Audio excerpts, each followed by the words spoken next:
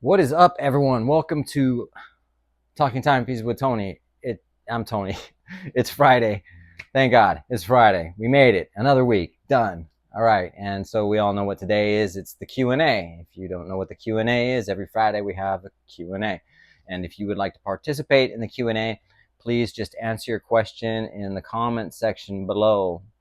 If you go to my Instagram channel, same handle, Talking Timepiece with Tony. You can give me a follow there, but I prefer it if you don't ask me questions there. I prefer to keep it on YouTube. I'm often miss stuff, you know what I mean? I don't spend my life on my phone looking at every little thing, you know what I mean? So I might miss something and your question won't get answered. Point in case someone that is a regular viewer and commenter said he asked me a question and I didn't answer it.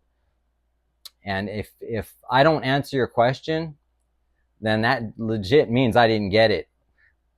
If I respond to you and say, hey, I will add this to my Q&A or got it or whatever it means, if I acknowledge that, that means I'm going to add it to my Q&A.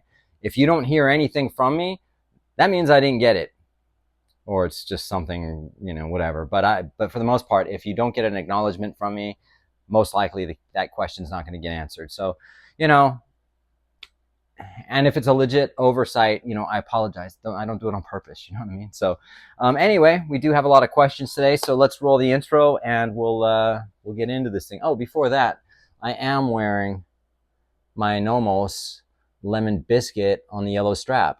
I've been wearing this watch all week. I love it. All right, let's roll the intro.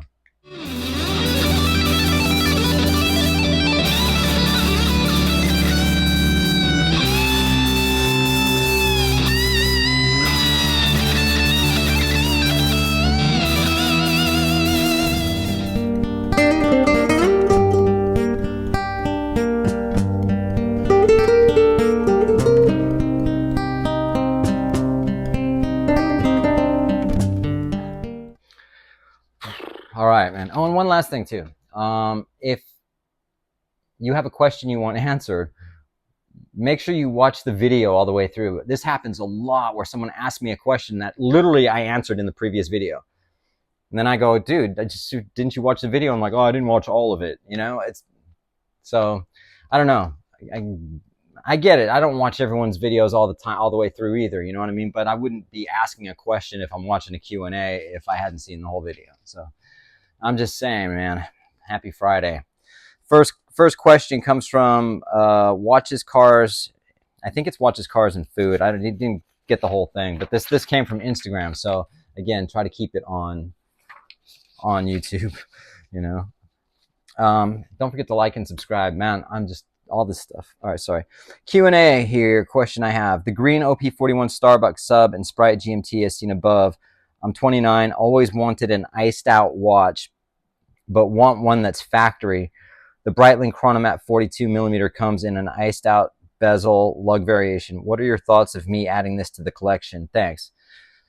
Well, you're 29 years old. You're still young. Get what you want, man. If you want an iced out watch and that's what you dig, then get it. You know, I mean, I don't know how long that's going to last for you, and then spend that money and take a killing on it when you decide to sell it. It's not my thing. I wouldn't buy it, but you know, but if that's your thing, you know, when I was 29, I would have probably bought an iced out Rolex or something. You know what I mean? So actually, I didn't have the money back then to buy an iced out Rolex, but come to think of it, I don't think I have the money now to buy an iced out Rolex.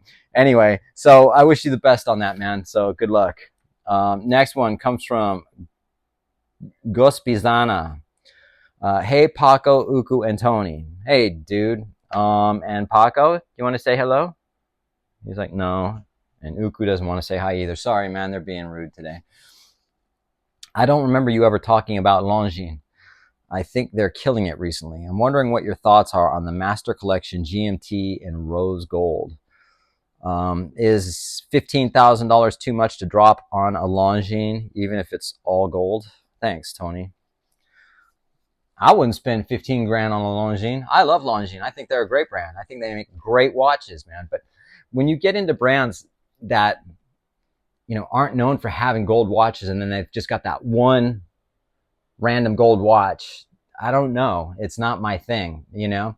15K for a Longines just does not work for me. just like a Nomos. They make this Nomos to say to the Tangente at $2,300, and they have one also in rose gold that's 20 something $1,000 for a limited thing. And I don't know, it just doesn't. I like to keep it where they're at. You know what I mean? It's it's like if I was going to say, it's like if Porsche came out with a minivan. I'm not talking about an SUV, but like a minivan or something. It doesn't seem to work for me. I mean, it's like the Tudor Black Bay 18 karat gold for $35,000. I mean, who would buy that? You know what I mean? I just, again, I don't see that value there. You know, you're looking at, say, for the Longines, you spend $15,000 on it. And again, you're not buying it to try to sell it or make money on it. But if you were to sell it, you take such a hit on that thing. You know what I mean? It's not going to hold any value. I mean, you'd be lucky to get what it's worth for the gold.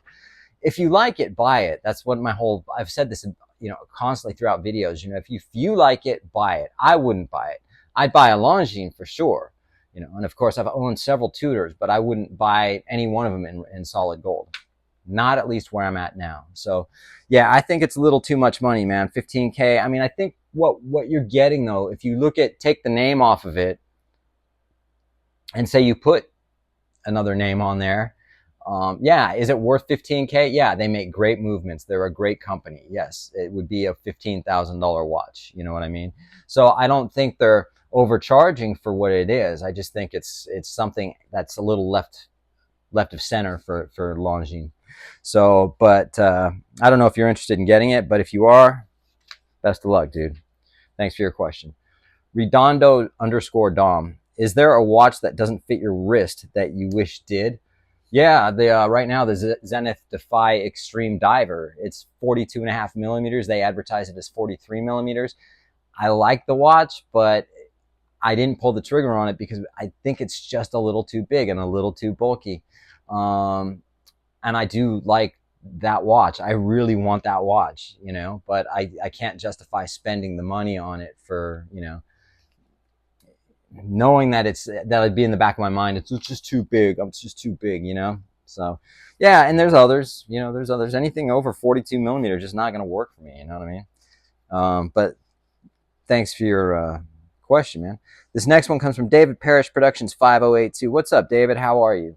Hope you're well. Hope your family's well. All that good stuff, man.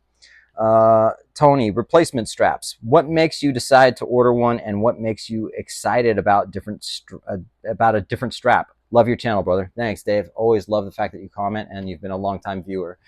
I don't call them replacement straps. I will call them additional straps.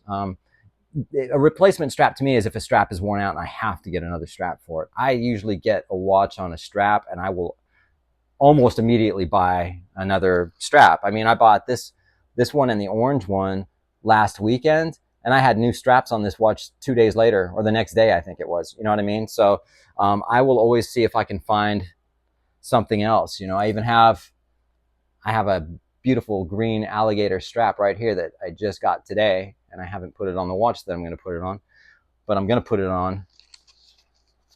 I'm going to tell you what that is too.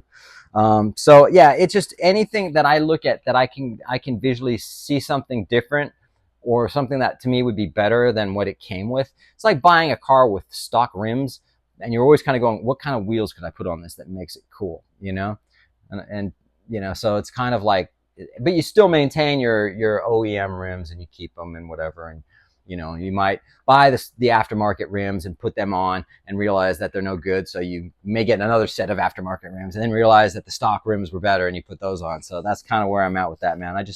I always do it. I've always done that, I think, you know. So I'm never satisfied with an OEM strap. I always think they can do better, you know.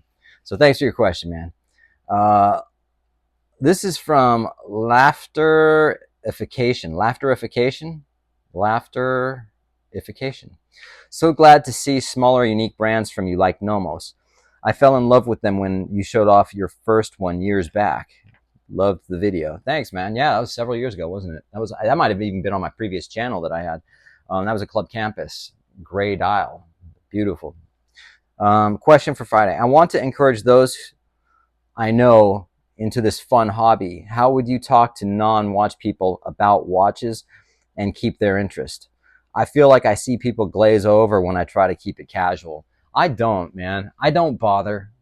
if you're not into watches, you're not into watches, and I ain't gonna try to convince you otherwise. You know what I mean? I know a lot of people that could give a shit about watches, you know, and the last thing they want to hear is someone who's not into it, aren't into it. They don't want to hear anything about it. They might go, "Hey, that's a cool watch," and then you know, it's that example of like someone goes, "That's a cool watch," and I go, "Yeah, it's a Nomos. It's made in Glashütte, Germany," and you start giving them everything. They're just all of a sudden they fucking turn and run. You know what I mean? They don't want to hear it, man. I don't bother wasting my time, and I don't really. Yeah, I don't. I mean, I'll have my channel, and if people that aren't that into watches get into watches because my channel, then that's different. But out in the wild, things like that, I never talk about watches, man. I mean, you know, when I'm having coffee with my neighbor, I'll talk about some of the comments I get or whatever. But you know, for the most part, you can't get someone into watches who aren't into watches. You know what I mean? So if that makes sense. So thanks for your question, though. I appreciate it. Marty B618. Hey, Tony, your answer to one of the questions kind of brings up another question. I did not know Vacheron was your favorite brand. Now that you got your Daytona, congrats again, by the way, that rocks. Thanks, dude. Is there anything on your radar for what's next? Perhaps a Vacheron. Love the content, and the Q&As are always fun to watch. It's really cool of you to interact with us like you do every week. Cheers. Thanks, man. Yeah, that's funny you bring that up. I just mentioned this strap. This is for my Vacheron. Dug that out of the vault. I have a Vacheron, a very fucking beautiful Vacheron. So, pardon my language. Can I say Vacheron? So yeah, and then I mean, and I wasn't even ever gonna do a video on it. I've had a lot of watches I've not done videos on. You know, I haven't shown half of what I have, but you know, but then someone convinced me, like, dude, do a video on it. It's such a badass watch. Do a video on it. I'm like, all right, I'm gonna do a video on it. So yeah, I do have a Vacheron. I just have to change the strap on it. And then I'll do a video. So, and then other than that, I'm thinking about another Zenith, but you know, right now I'm just sitting tight, dude. You know, I've spent way too much money, man, but it's all part of the game, isn't it? But thanks for your question, Marty B618. This one comes from Pubesy McGoobsy. All right, Pubesy McGoob. Okay. Hey, I have a question. You said your 3 favorite brands are Patek, Vacheron, and Rolex. I'm with you there. 2 Trinity watches and a Rolex. My question is, what do you think of AP? I don't have anything against them, but I feel that some of my favorite watches from them are from the Edouard, Piguet, and Jules Audemars lines, which are discontinued. The Royal Oak is a great watch, but not really interesting to me. Just a personal opinion. Definitely not hating on it. To each their own. Yes, exactly, to each their own. Sorry if you've answered the question in the past, but if you answer my question, I'd appreciate it. Thanks, man. I really look forward to your Q&A videos on Friday. Thank you. I appreciate that. I'm a day late because I was moving yesterday, and I'm too late for the next Q&A. Maybe the next one. Congrats on the Daytona. It's a score. Thanks, man. Yeah, Vacheron. Okay, so how my favorites work.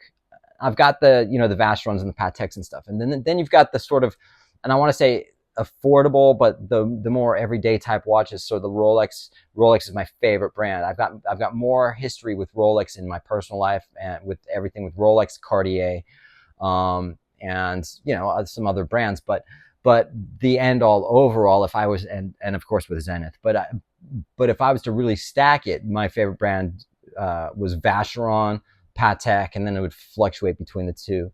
Patek's becoming a little bit kind of, I don't want to say douchey for me, but the way that they're running their business. Anyway, Vacheron are solid, and then say Patek, and then of course Rolex. Anyway, APs I never got into. Never liked them, never looked at them and went, oh, that's nice. I just think they're a one-trick pony. Now that they have the code out right now, I mean, that's cool, but they're just, all they keep doing is decorating the same fucking watch over and over and over and over and over and over and over and over. Really, you know, that's what Audemars Piguet is. You know, that's what they do. Anyone used to watch The Simpsons? And if you were a huge Simpsons fan like I was, you might remember this. Do you remember the episode when Marge Simpson goes out and she goes to the value store and she finds a Chanel dress? And it's like, you know, retail is way high, but it's in the little value section. So she bought it, but then she found herself getting into the upper echelon of people, you know? And so she kept having to redesign the dress and redesign the dress to fit in and redo shit until she fucked it all up. If you remember that, awesome, good for you. But that's what Audemars Piguet is to me. I apologize. So, but I'm not saying they make a shitty watch. It's just they really have just gone beating a dead horse, man. You know. Thanks for your question, dude. Now that's funky 7676. Hey T, here's a question. Were you ever a victim of wearing two watches at the same time? I know once people collect more watches, they might be tempted. No, the only time I ever wore two watches at once is when I was wearing the Swatch. And I never even wore two at once, you know what I mean? I put it on my wrist, like, yeah, you know, but I'd never wear it around. So, no, I never got into that whole two watches thing. I couldn't do it, man. But thanks for your question, man.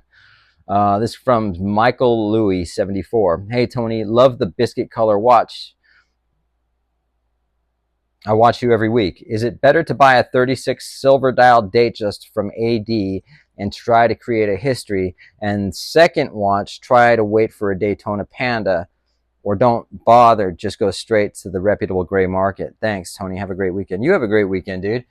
If you think you're going to get a Daytona Panda after buying a Datejust, it's not going to happen, dude. You know, strange things do happen. Look, man, I have a friend who his second Rolex, his very first Rolex at Bindi Jewelers was a Rolex Explorer, and his second Rolex ever was a Batman, you know. But the Daytona's it's different, you know.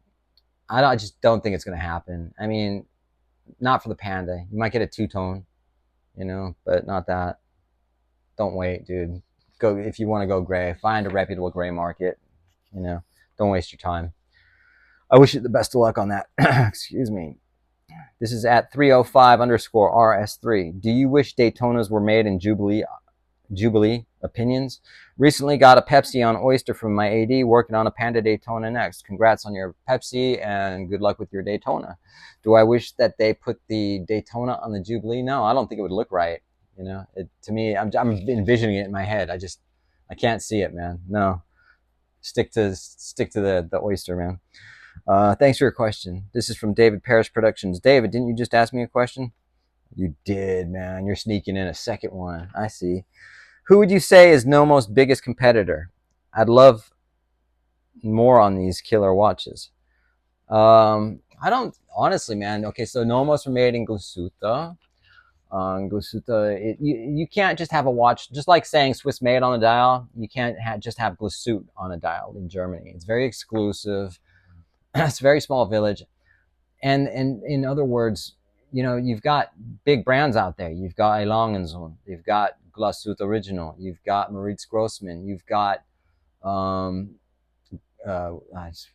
can't remember the other brands, but anyway, I honestly don't think they're. I think Nomos are in their own category, man, because for what you're getting and at the price point, you're getting fun watches, you're getting serious watches, you're getting all in-house made watches for the price point that is like almost unheard of, that other luxury retailers charge way more, or brands charge way more than what you get with Nomos. I think they're in a category of their own. I don't think there's any other company out there that again at this price point, and I'm talking about all in-house movements, decorated movements. All movements are in-house and decorated, hand decorated at that. You know, so I think they stand in their own. You know what I mean? But thanks, Dave. I appreciate it. Michael DeMarco 899 asks, Tony, great video as always. Thank you. How do you feel about Breitling's AR coating? I recently picked up a Super Ocean chronograph and compared it to all my watches. The clarity is exceptional. Sometimes the little things, if done right, make a huge difference. You are correct. If the little things work properly and they do make the huge difference, then that's it, man. Yeah. I mean, yeah. I don't know. I had a Breitling top time, and it was pretty legible. You know what I mean? So I don't know about the Super Ocean. I'm sure. I mean, I think I almost bought one of those. So, but I just wasn't. You know, when you're in the AD and you're looking, you know. But if it works and that's what it's doing, and it's super legible like that, then awesome. Thanks for your question, dude. LT, hey brother, Tony, you're responsible for getting me into Zenith. Uh-oh. Can you please offer your opinion on Zenith Elite movements? I already have 2 El Primeros, but don't know anything about the Elite series. Also, if you can recommend some models with this movement, thanks. Yeah, dude. The Elite is actually a really good movement. Now, I don't have one, but the one I want to get is the Defy. Oh my gosh. It's the okay, Reset, the Revival. Sorry, man. They make those in like a burgundy. They have the new one in orange. Oh no, that one I believe is also no. That's also an Elite movement. They also have 300 meters water resistance. They are robust and they are reliable and they're really good movements. I can tell you. And they also have the Defy. They're in the Defy, the previous generation Defy. And I can tell you that the president of Zenith and the top sales rep of Zenith, I know them both, and they both wear the Defy with the Elite movements in them. So, but I haven't got one, but I don't have any issues about, I mean, I would buy one in a second. If I say that, I haven't bought one yet, but I've been meaning to. So yeah, awesome, dude. Check them out, go to the AD and look at them. But yeah, I mean, they're reliable. They're good. Thanks for your question, man. This last one is from Angivin. I know you, dude. Yeah, Angivin, Sydney, Australia. Angivin, I don't know if I'm pronouncing that right. I hope I am, but either. And he's like, okay, so Australia, they call them Aussies. Aussie, oi, oi, oi. All right, that's a thing that I think well, never mind. Aussie, oi, oi, oi. Hope you read during the Q&A, so I did read it. Hello, Tony. Angivin from Down Under. Good day, mate. Your thoughts on Tudor in particular, the Black Bay 58 925 silver. Love your amazing opinion. Thanks, buddy. I appreciate that, dude. No, the Black Bay 58 is a great watch. It's an awesome watch. I bought one and it had issues, but it's still a great watch. The sterling silver, I don't dig it at all. It tarnishes. There's something about it that I don't like. No. Great watch. I wouldn't buy the silver though. So having said all of that, you guys are awesome, and we'll see you on the next one. Peace.